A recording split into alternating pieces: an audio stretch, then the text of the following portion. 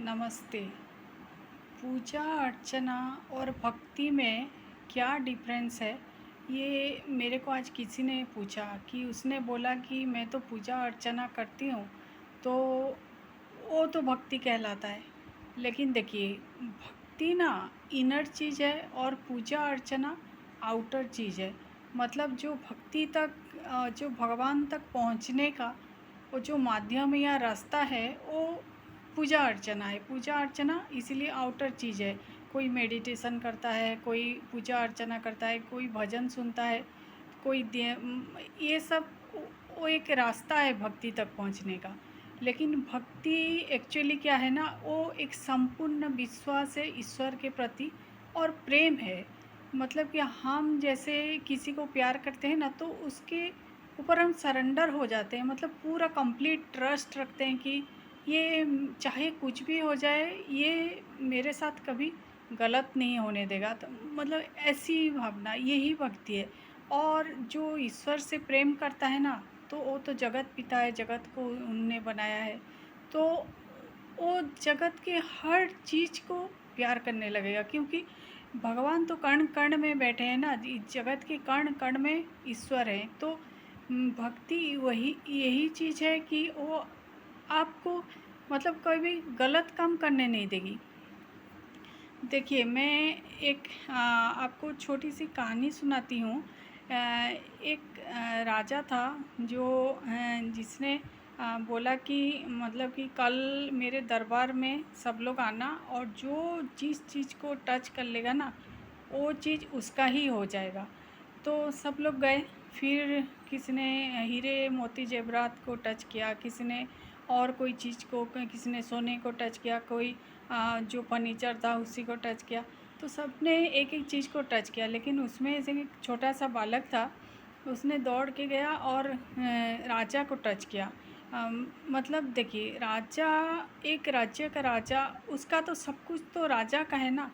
तो अगर आप राजा को पा लेते हैं, मतलब ऑटोमेटिक आप सब चीज़ आपको मिल जाएगा। ठीक इसी तरह से अगर आप भगवान को पाते हैं, तो ये सारा विश्व तो भगवान का बनाया हुआ है। तो ऑटोमेटिक आपको चिंता करने की कोई ज़रूरत नहीं, ऑटोमेटिक हर चीज़ आपका ही है। तो लेकिन क्या करते हैं हम लोग, भगवान से जब मांगने जाते हैं, कोई कोई सामान मांगता है, कोई दुख दर्द, किस चीज़ में उसको तकलीफ़ है, दुख है, वही चीज़ रिकवरी के लिए मांगता है। कोई हेल्थ मांगता है, कोई रिलेशन मांगता है, कोई और क्या मांगता है। लेकिन हमने कभी भगवान को ना मांगा नहीं है। भगवान भगवान क्या दे सकते हैं? सबसे कीमती चीज़ है भगवान के पास, वही भगवान ही है। तो भगवान को भगवान से मांगिए कि मेरे को तुम चाहिए, मेरे को आप चाहिए, कि आपके अगर अलावा मेरे को कुछ नहीं चाहिए। इसके मतलब है, इसका मतलब है, अगर आप उनसे उनको मांगोगे ना, तो उससे बड़ा कीमती चीज़ क्या हो सकता है जो कोई और आपको दे नहीं सकता। भगवान ही भगवान को दे सकते हैं। तो इसीलिए ना, क्या हमें मांगना भी है भगवान से, ये पता होना बहुत ज़रूरी है।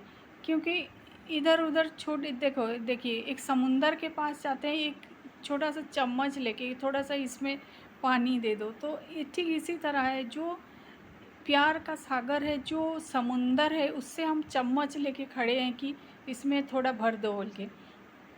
इसीलिए ना, आप डेली डेली डेली, मतलब हमको एक प्रोसेस में जाना है। एक मतलब डेली एक नियम बनाना है कि हमें कुछ अच्छा चीज़ सुनना है। अच्छा चीज़ सुनोगे तभी तो अच्छा चीज़ सोचोगे, उसके ऊपर मनन करोगे, तभी जाके आपको ना उनके ऊपर एक प्यार भी आएगा। अगर आप अच्छा चीज़ नहीं सुनोगे, अच्छा चीज़ मतलब नहीं मनन करोगे, नहीं देखोगे, तो उनके एक्चुअली वो हैं कौन भी आपको कैसे पता चलेगा। तो इसीलिए बोला जाता है सब हमेशा कि थोड़ा थोड़ा पॉजिटिव चीज़ों की ओर ध्यान दीजिए, थोड़ा सा मंदिर जाइए, थोड़ा सा सत्संग कीजिए। ये सब इसीलिए बनाया गया है कि उन तक पहुंचने का एक सटीक हमको मार्ग मिले।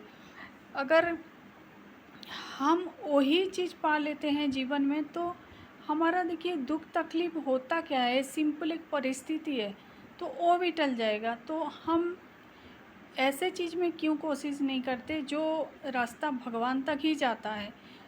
देखिए इसीलिए ना कहा जाता है कि आपके जो वाणी है ना उसके ऊपर आपका मतलब परफेक्शन या कंट्रोल होनी चाहिए। वाणी से हम किसी को भी ठीक कर सकते हैं। जो वर्ड जो मतलब बोलते हैं ना हम उसी से किसी का एकदम ऊपर तक उसको पहुंचा सकते हैं, क्योंकि इसमें इतना पावर होता है। देखिए कोई आप किसी को फाइनेंशियली मतलब सपोर्ट नहीं कर सकते, किसी के फिजिकली भी नहीं कर सकते, लेकिन दो मीठे बोल तो बोल सकते हैं। लेकिन वो बोल में ना भी इंटेंशन सही होनी चाहिए, क्योंकि भगवान आपका इंटेंशन देखते हैं, आपका प्रेजेंटेशन नहीं।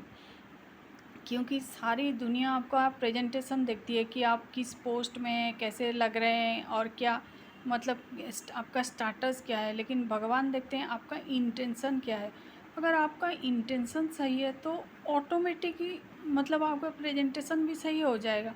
और आपको वो प्रेजेंट अपने आप को प्रेजेंट करने के लिए ना कुछ बनना ही नहीं पड़ेगा। आप इतने सिंपल और इतने पावरफुल होंगे कि ऑटोमेटिक आपसे एक अच्छी ऑरा सबके पास ही जाएगा।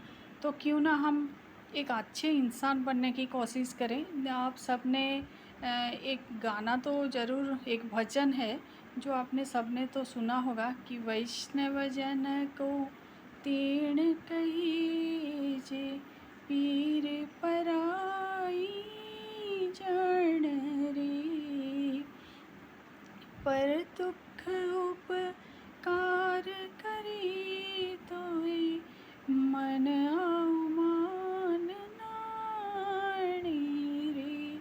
मतलब सच्चा वैष्णव, सच्चा इंसान वही है, भगवान का प्यारा वही है जो दूसरे की दुख तकलीफ़ ना देख के उसको मदद करे। तो क्यों ना आज आप और हम मिलके वही एक सच्चा वैष्णव बनने की कोशिश तो कर सकते हैं ना। Thank you.